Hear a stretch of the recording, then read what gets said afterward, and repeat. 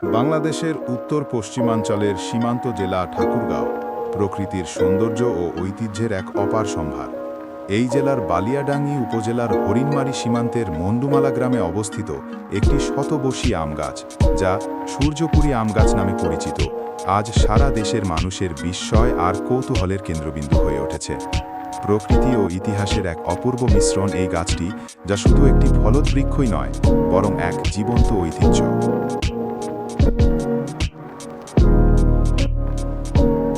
এই প্রাচীন সূর্যপুরী আম গাছটির বয়স প্রায় 220 বছর। গবেষকদের মতে এটি এশিয়ার বৃহত্তম আম গাছ হিসেবে বিবেচিত, যা প্রায় 2.5 বিঘা জুড়ে বিস্তৃত। গাছটির উচ্চতা প্রায় 70 ফুট এবং এর শাখা প্রশাখা চারদিকে ছড়িয়ে প্রায় 515 ফুট এলাকা জুড়ে একটি ছায়া ঘেরা পরিবেশ সৃষ্টি করেছে। এই গাছের সবচেয়ে আকর্ষণীয় বৈশিষ্ট্য হল এর 19টি মোটা শাখা মাটিতে নুয়ে পড়ে সেখানে শিকড় গজিয়েছে এবং সেগুলো আবার নতুন বৃক্ষের মতো দাঁড়িয়ে আছে।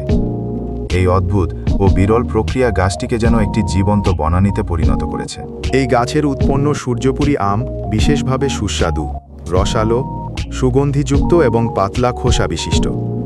প্রতিটি আমের ওজন গড়ে 140 থেকে 160 গ্রাম এবং এর আঁটি ছোট হওয়ায় খাওয়ার উপযোগিতা অনেক বেশি। প্রতি বছর এই গাছ থেকে প্রায় 100 থেকে 120 মণ আম উৎপন্ন হয়, যা স্থানীয় বাজারে ও দেশের বিভিন্ন অঞ্চলে বিক্রি হয়। এই আমের স্বাদ ও গুণগত মান এতটাই প্রশংসনীয় যে এটি ইতোমধ্যেই একটি ভৌগোলিক পরিচিতি পেতে পারে।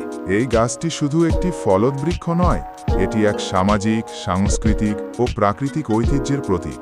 এর ছায়ায় প্রতিদিন অসংখ্য মানুষ আসে বিশ্রাম নিতে, ছবি তুলতে কিংবা শুধু একবার চোখে দেখে বিস্ময়ে তাকিয়ে থাকতে। স্থানীয়দের কাছে এটি একটি গর্বের বিষয় এবং তারা এর যত্ন ও সংরক্ষণের জন্য উদ্যোগ নিয়েছেন। পর্যটকদের আকর্ষণের জন্য স্থানীয় প্রশাসনও এই গাছটিকে কেন্দ্র করে পর্যটন উন্নয়নের পরিকল্পনা নিচ্ছে। বর্তমানে পরিবেশ রক্ষার গুরুত্ব যেখানে বিশ্বব্যাপী আলোচিত, সেখানে এই শতবর্ষী আম গাছ আমাদের প্রকৃতির প্রতি দায়িত্ব ও শ্রদ্ধাবোধের প্রতীক হয়ে দাঁড়িয়েছে। এটি প্রমাণ করে যে যথাযথ রক্ষণাবেক্ষণ ও ভালোবাসা পেলে প্রকৃতির কোনো উপাদান কতটা দীর্ঘস্থায়ী এবং উপকারী হতে পারে।